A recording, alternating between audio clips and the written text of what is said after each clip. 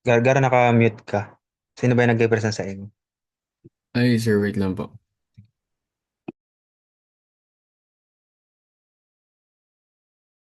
So, sir, ito po yung prototype po ng design na gagawin po namin. Yung main objective po ng stimulus po namin is to analyze visual attention distribution and identify which interface elements such as search bars, filters, course title, and roll button, etc. that attract the most attention. So, yung sa figure 1 po namin, nakalabas po yung mismong interface ng Udemy. And then next po is, may task po kami na pinagawa, which is to search the Programming 101 na course. Then yung next po is, pinahanap po namin di, pinahanap po namin dito yung price sa filter side. Then once nahanap po yung price, select po yung free. Then lalabas po yung mismong course na Programming 101. Then, yung click enroll now po. Doon po na natapos yung trial po namin. Yung objective po na to saan po, if, asan po, pag naggamitan po ng eye tracking, saan po sila, yung user, nakatingin. Kung ano po yung, if friendly user po ba yung mismong Udemy na website.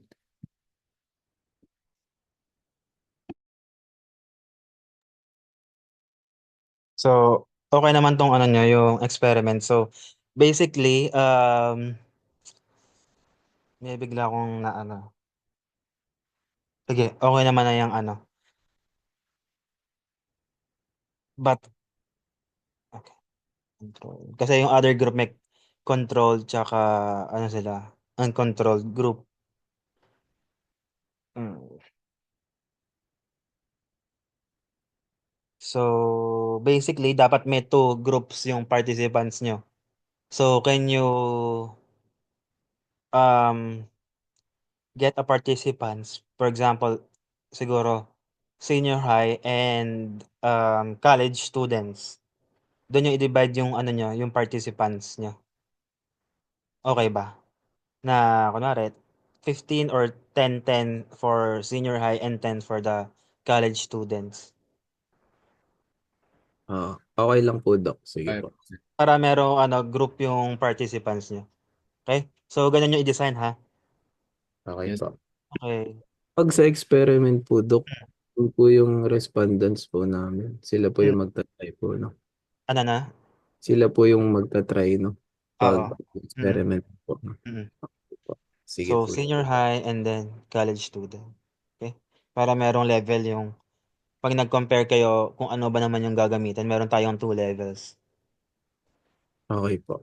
Sige Okay. po. I think para makapagbigay ng statistical significance, around 15. 15 kasi nakakapagbigay ng statistical significance sa pag gumamit tayo ng ANOVA. 15 ano, participants. Each Copy. group. Okay? Okay. Tapos, Okay. ask ko lang Mm, po, Doc. mm. Last na po.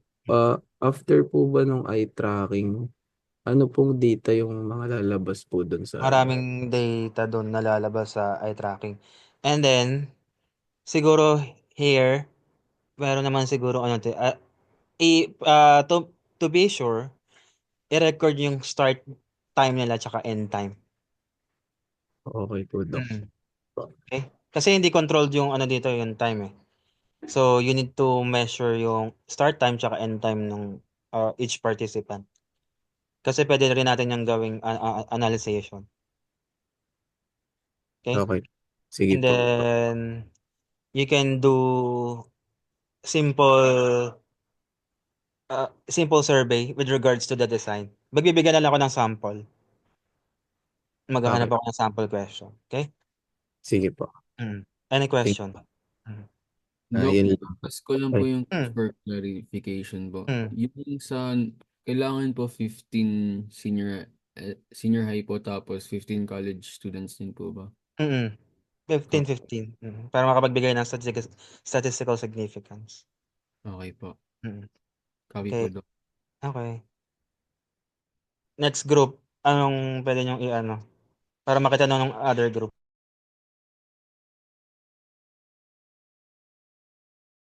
Wait lang po sir, mag-share screen lang po. Okay.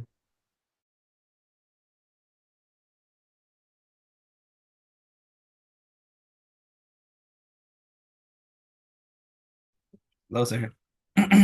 Okay, proceed.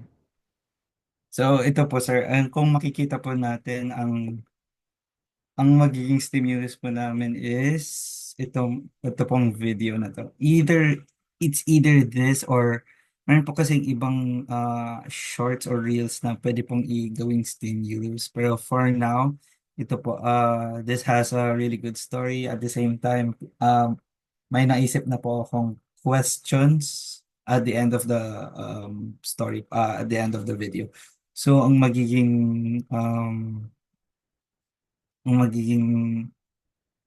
stimulus po namin is tong Subway Surfers na video. At the same time, meron po siyang one word, 1 to 3 words na lumalabas po dito sa loob ng video. So, nandito po siya sa screen at the same time. So, ang ipapakita po namin is yung buong screen. Tatanggalin po namin yung mga titles and everything para i-play na lang po namin sa participants namin. And then, after which, we're gonna show them, yung sa controlled group po, ang ipapakita na lang po namin is isang notepad or isang blank screen po. Tapos, doon po nakalagay yung text. Madali na po siyang i-transcribe yung text since nandito na din po lahat yung mga yung transcript ng buong video. Kung ano pong nasabi po ng ah, audio dito sa video na to, yun po yung ilalagay po sa notepad. At the same time, kapag ipi-play na po namin, if i-start na po namin yung sa controlled group na blank white text lang po, ang mangyayari po is magpe-play din po itong video na to at the same time, sorry, at the same time, meron po silang earphones na binabasa lang nila yung text. Okay, sige. Ah, 15-15 din yung ano, yung participants niyo. 15-15 po. na lang po, sir. Okay. Opo. Okay. Sige, i-put in the write-up nyo na yung mga proposal nyo. Okay naman yan pareho. And then, gawin nyo na yung stimulus nyo para makapag-try tayo. If kakayanin ng ano. Pero gamitan na lang muna natin yung kay Dean. But kung meron kayong, ayun nga, pang game na laptop, gaming laptop, better yung dalhin para doon Meron tayo. naman po. Sige. Mag-ano ako ng mga ano nyo, mga i-install. Okay? Yes po, sir. Okay. Any question pa, both groups? None naman so far, sir. So, on Monday, kailangan ko makita yung ano nyo, pinaka-final na stimulus design nyo. Yung working na. Okay? Yes, sir. Okay po, Doc.